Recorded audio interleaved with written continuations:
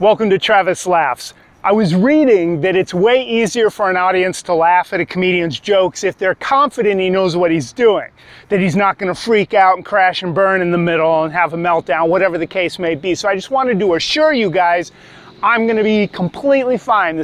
You can relax, you're in good hands, this is going to work out great. Now I know the material I'm going to cover, so probably a few of you are going to be traumatized and or scarred, but I'll be just fine at the end, okay? This is public speaking, and people are terrified of public speaking. In fact, the fear reaction to the concept of public speaking is the same level of fear as the fear reaction to the concept of a shark attack, which left me thinking what would be really funny is if one of these times when I'm talking to you, all of a sudden a shark came up here and devoured me. You'd all be so traumatized. They would have to come up with a name for it like they do any traumatic event in history. Like Krakatoa or the Alamo. This would be like comedian shark. But I won't do it this time because I already told you I'll be fine at the end of this, all right? But next time, all bets are off.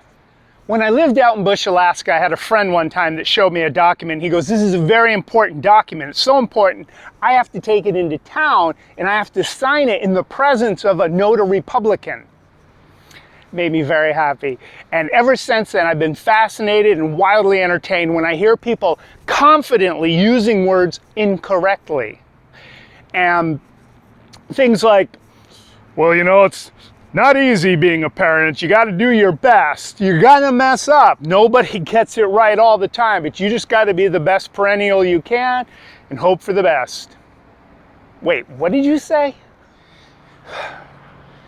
Well, that was a tough day at work. I couldn't get anything done because my computer wouldn't work. I have a whole bunch of old files on there and I deleted a bunch of them, but it still wouldn't work. Eventually, I just sent it off to IT. Hopefully they can fix it, but I'm worried it might just be indefatigable. Nope.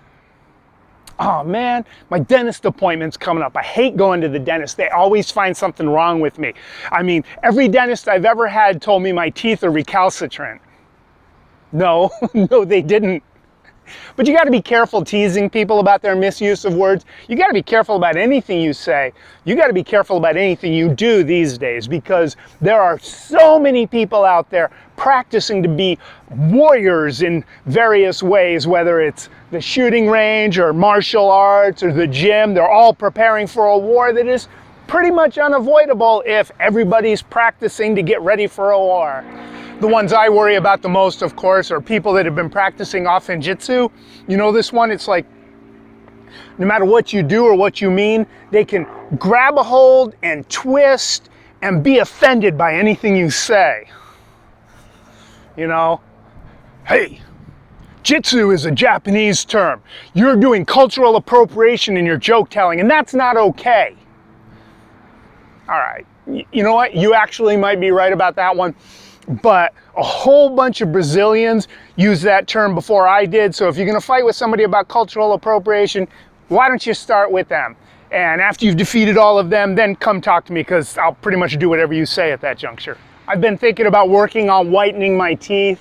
I mean, if I'm going to be doing a lot of these videos, I might as well give you nice teeth to look at. Unfortunately, most of my genealogy comes from England, and the English aren't known for especially attractive teeth. That's body shaming. Don't mock the English culture. They have made enormous contributions for all of humanity. Actually, you shouldn't make that joke because it makes light of the oppression that the English colonizers brought to the rest of the globe, old man. Old man, that's ageist. For that matter, this whole thing is being presented in a way that feels very sexist. Oh, he's trying to act like a girl. Oh, I get it now. So that's all from a screenplay I'm writing for a pilot to reboot a show I used to watch back in the 70s called, the new name is Charlie's Anglos. I've been thinking about picking up a new musical instrument. I'm really leaning towards the didgeridoo because not only is it a really cool sounding instrument, but if somebody breaks into your house, that thing would be a really good weapon. You could just be like, wham, and knock them right out. Hey, the didgeridoo is a very sacred musical instrument to the ingenious people of Australia. Did you mean indigenous? What? Never mind. It's not important. All right, this next part I don't expect very many of you to care about. In fact, some of you aren't even going to know what the hell I'm talking about. But I have a bone to pick with the Steve Miller Band. It's not running into a hassle. Billy Joe did not run into a hassle when he robbed a guy's castle down there in El Paso, and the guy comes in and Billy Joe shoots him. That's not running into a hassle, you guys. That is making a sequence of really bad choices of a felonious nature, which result in a highly predictable homicide case, all right? And yeah, I recognize it's kind of weird that I'm so heated up about song lyrics from a song that came out almost 40 years ago.